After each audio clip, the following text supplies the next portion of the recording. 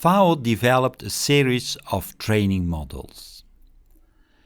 Training model number 1 introduces you to the AquaCrop software. In this presentation, several topics are discussed. We will first focus on the need for models assessing yield response to water. Why a model is needed. To develop recommendations to improve water use efficiency, we can run field experiments to assess the yield response to water. Now it will take, of course, many years before valid recommendations can be formulated because you require different weather conditions, maybe different crop species, different managements. So instead of conducting field experiments, we can also run simulations with a model.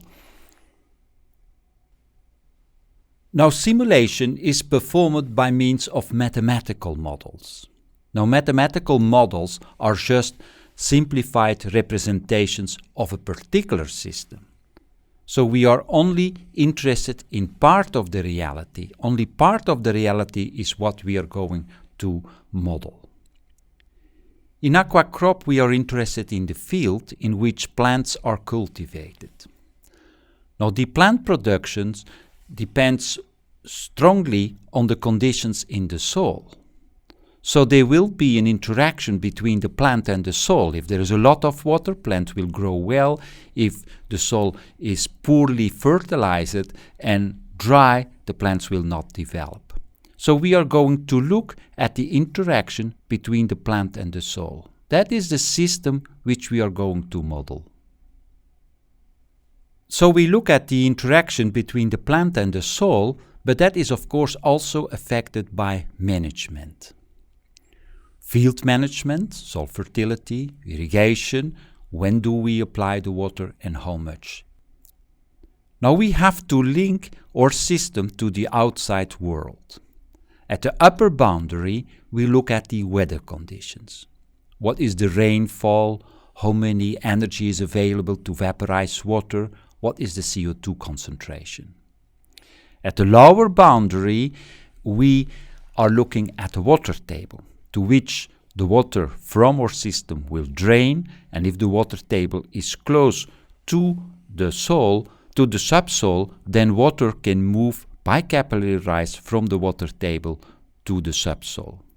Now it's important to understand that water table is not part of AquaCrop. So AquaCrop does not simulate the variation of the water table, how deep it is, and what is the quality of the water. It's the user who has to define what is the depth of the water table and the water quality. So instead of conducting field experiments, we can now run simulations with models to assess the yield response to water.